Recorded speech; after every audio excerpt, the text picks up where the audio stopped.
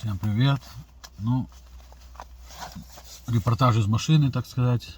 Ну, просто не очень хочется ждать, очень не терпится мне рассказать вам про следующую партию. Говорили про зеленую партию, говорили про PPC, Национальная партия Канады. Теперь поговорим про партию, которая, в принципе, нам всем близка как-то, да, в какой-то степени. Значит, разговор пойдет про NDP, Национально-демократическая партия Канады. Ну, простое определение — коммунисты. Но не все так просто, как бы. И поговорим о лидере этой партии на данный момент, и что, как, почему, о чем они говорят, контингент и так далее. Просто, ну, очень близко нам, да, коммунистическая партия все-таки.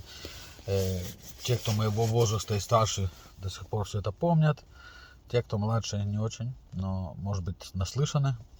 Значит, националистическая демократическая партия Канады. Коммунисты. Ну, партия когда-то была большая, сейчас она довольно-таки маленькая. Контингент голосующих за нее очень прост. Из-за ее идеологии, а идеология нам всем известна, как любая коммунистическая идеология: завалить богатых, забрать у них бабло, отдать бабло бедным, поднять бедных на уровень среднего класса, чтобы всем жилось хорошо, старичкам помочь. Короче, рай на земле, как и все коммунистические идеи, как и вся идеология коммунизма. В теории очень прикольная, очень это вот красивая. Одна проблема — построить этот коммунизм и добиться того, чего обещают. В Канаде это немножко вышло за грань уже, потому что, ну как сказать, обещают очень много. Контингент голосующих простой: это неимущие, очень бедные. Ну, как вы понимаете, богатых нету поддержки богатых. Средний класс раньше как-то поддерживал, потом понял, что чем это для них закончится, для среднего класса, и я это объясню. И тоже перестал поддерживать. Старички до сих пор поддерживают, они пенсионеры, им терять вообще нехер.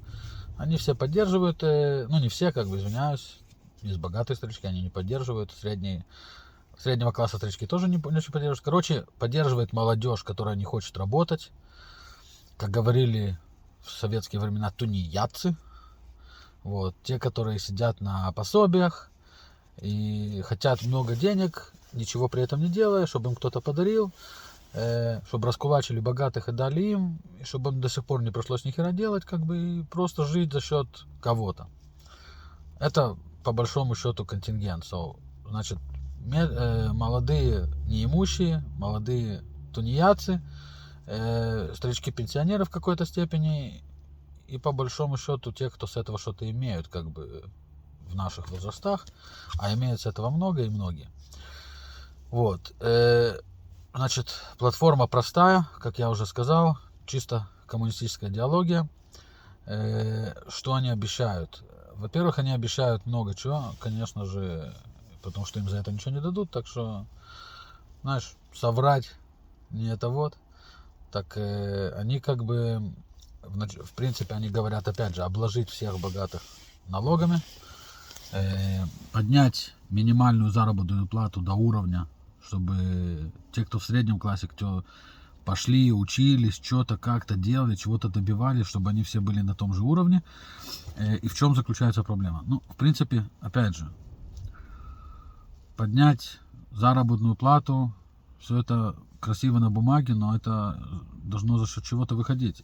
И как бы я не думаю, что они все дебилы в NDP, но они понимают, как бы часть из них, да, понимает в экономике и понимает, что если просто поднять минимальную заработную плату, без того, чтобы сама страна жила лучше, это значит повлечет за собой абсолютно сразу быструю инфляцию.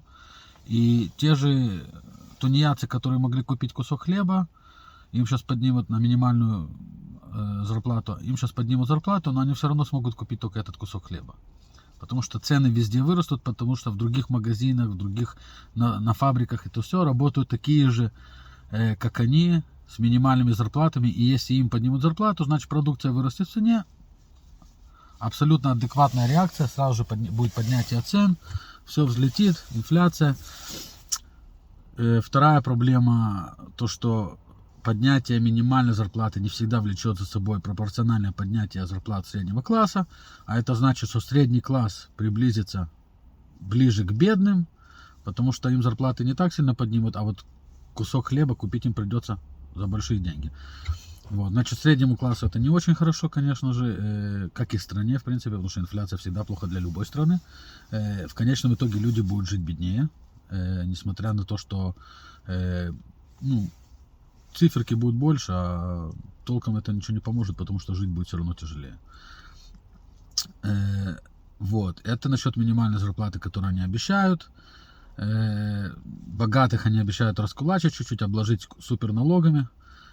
Типа, мол, нажились, теперь поделитесь. То, что они не понимают, или они, конечно же, опять же, те, кто сидят наверху, они, может, и понимают, но они не хотят понимать, потому что они хотят обещать людям то, что те хотят услышать.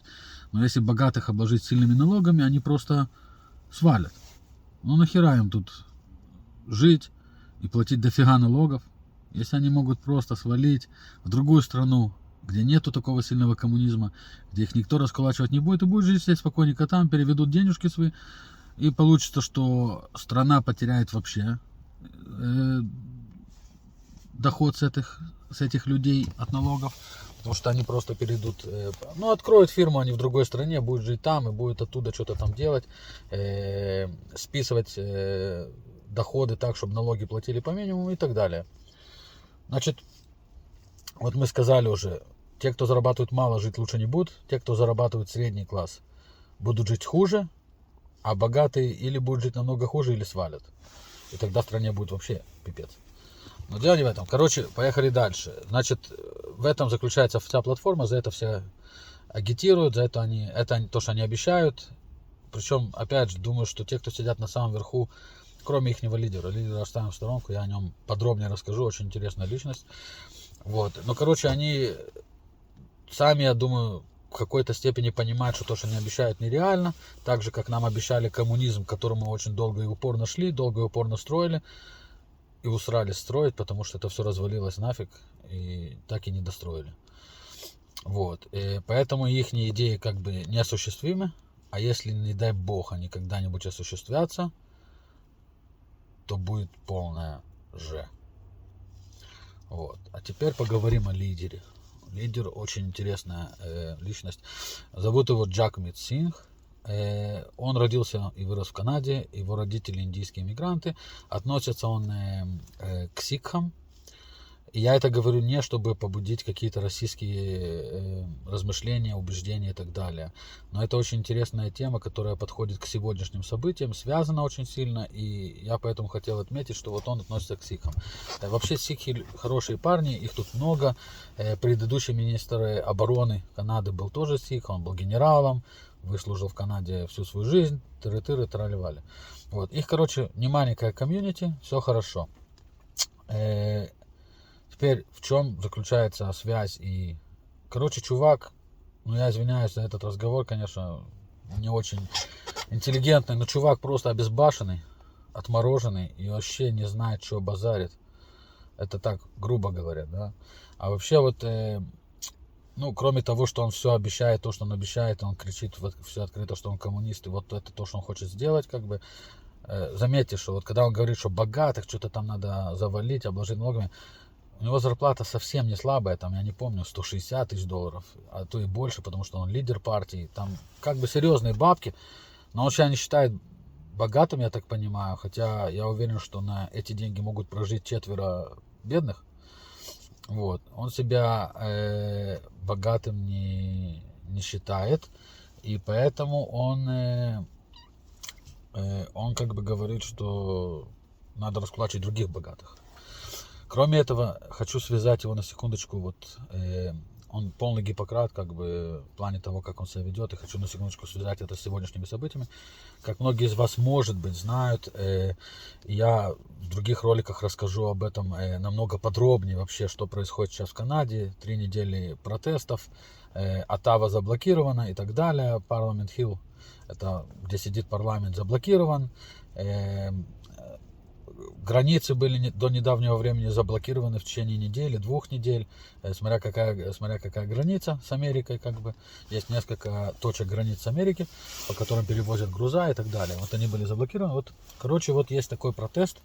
Теперь опять вернемся к нашему Джагмиту, нашему дорогому Джагмиту, который любит Карла Маркса и Ленина, и, как оказывается, я думаю, даже чуть-чуть Сталина все-таки, потому что, значит, этот чувак год назад приблизительно в Индии, значит, приняли несколько новых законов по отношению к фермерам.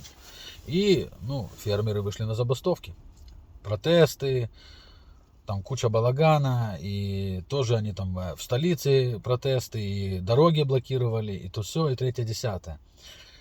И, конечно же, эти фермеры относятся к сикхам тоже. И вот этот чувак вышел тогда и начал громко кричать, хотя он коммунист, он начал громко кричать, что мы поддерживаем бедных несчастных фермеров, они бедные несчастные, против них там приняли законы, и то все, и вот они протестуют, мирные протесты, как бы, неважно то, что они блокируют дороги, все это, мирные протесты, протестуют, и мы их поддерживаем. Кроме этого, как я до этого говорил в общем понятии о политике Канады, вы понимаете, что должна быть коалиция. У нас либеральная партия сейчас правительство, но в меньшинстве, поэтому им нужна коалиция, поэтому в прошлый раз было то же самое, NDP их поддерживали более-менее, когда им это было выгодно, и в общем он надавил на Трудо, на премьер-министра, и Трудо официально выступил, что Канада всегда будет стоять на стороне протестующих, на стороне рабочего класса.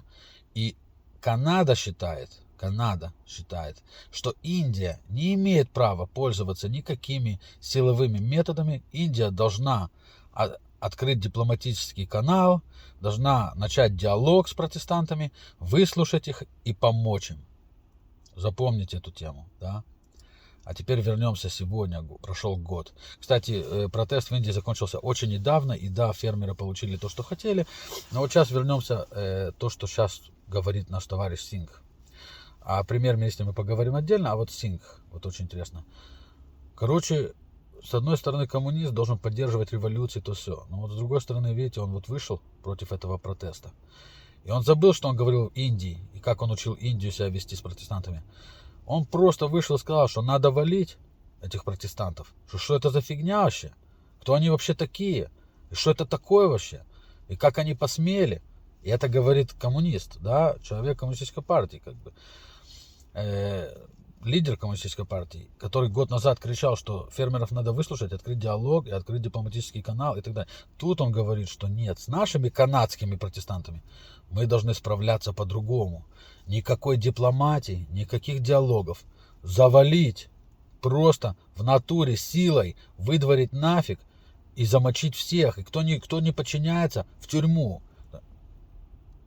Слушайте, вот это тот момент, когда я сказал, что ему, может быть, нравится больше Сталин, чем Карл Маркс. Потому что Карл Маркс про такое не говорил, а вот Сталин не только говорил, но и делал. И, короче, вот такое вот у него отношение к протестантам в Канаде. И вы понимаете, что если бы протестанты в Канаде были сикхи, то по предыстории, как вот было год назад, думаю, что он бы так не говорил, что если бы это вышли сикхи сегодня и загородили бы там дорогу в парламент, то он бы их защищал.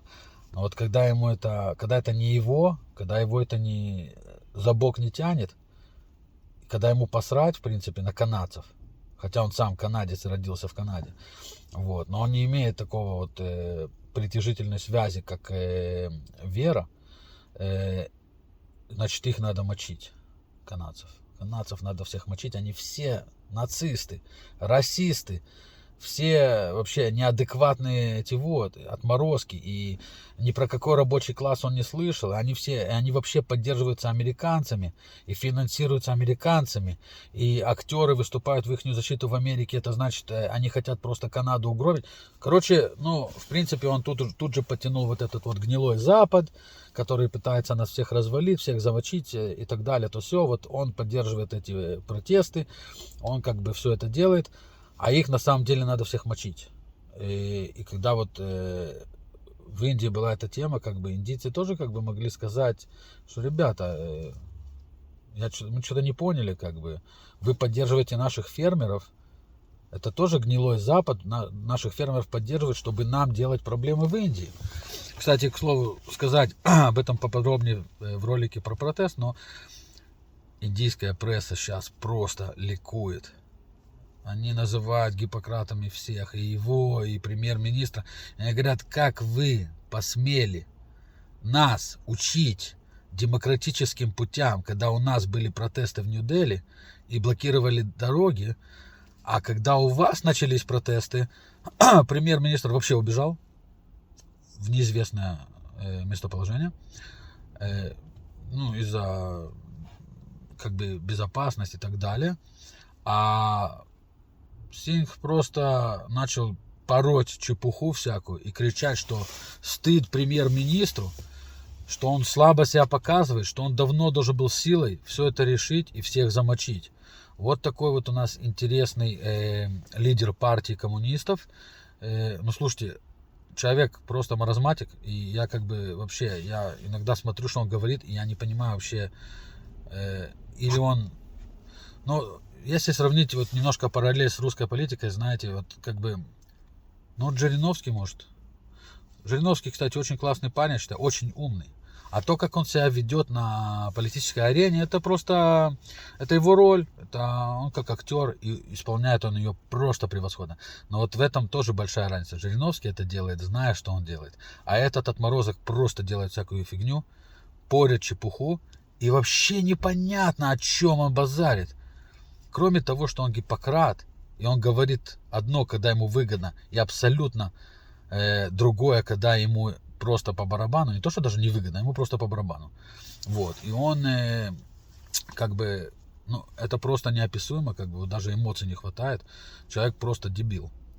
Несмотря на то, что он лидер партии, да, может он что-то там добился, но он просто, ну, и не потому, что он коммунист. Ты можешь быть коммунистом, хорошим коммунистом, спокойным, нормальным, честным, адекватным и объективным коммунистом. Но когда ты с одной стороны коммунист, а с другой стороны поддаешься опять же расовым предрассудкам, причем расовые предрассудки могут быть не только у расистов, но и обратно. Вот он поддался расовым предрассудкам и мало того, что сам поддержал фермеров в Индии, еще и премьер-министра, так сказать, надавил малек, чтобы он поддержал, и официальным голосом сказал, что вот Индия должна себя красиво вести с фермерами. А когда тут свои ребята канадские, так, слушайте, ну кто они такие вообще? Какой рабочий класс? Ну, ну так водила грузовиков. Да они все уроды, всех надо мочить. Вот как он себя ведет. Я, конечно же, не стерпел, я ему там в Твиттере на каждый его пост. Извиняюсь, опять же, я знаю, но я сразу сказал, что это мое личное мнение, объективным я не пытаюсь быть. Да, я пытаюсь многие вещи сказать объективно, но в большинстве своем это мое персональное личное мнение.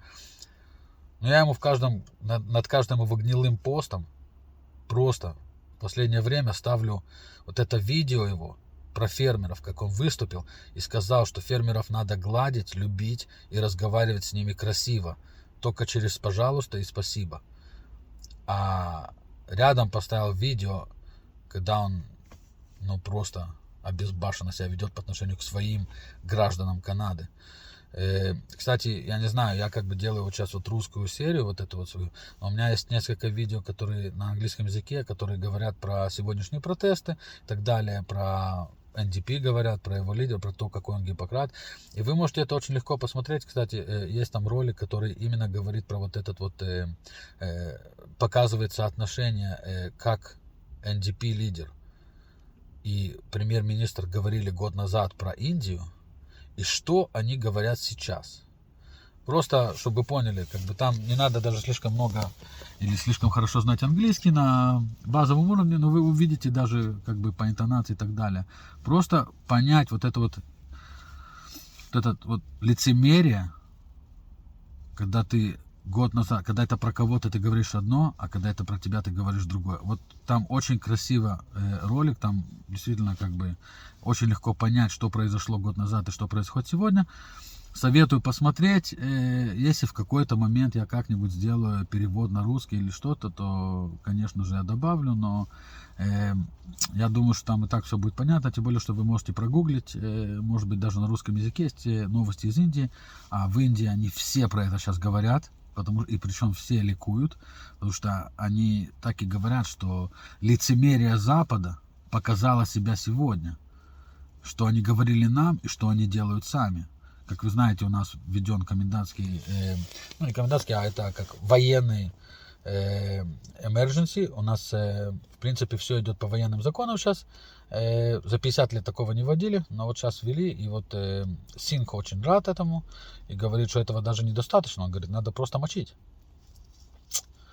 Вот это вам приблизительно заняло очень много времени, потому что действительно очень сама партия близко к сердцу, так как родился с ней, и этот лидер партии, ну просто вызывает такие эмоции и такие интересные как бы мысли, что ну надо было как-то более подробно об этом рассказать. В следующий раз попробую описать, ну не попробую, в следующий раз опишу либеральную партию, консервативную партию и так далее. И потом мы уже поговорим про протесты и чего добиваются люди, как они хотят жить, зачем и что с этим делает наш премьер-министр. Потому что мы уже знаем, что с этим делает товарищ Синг. Салют.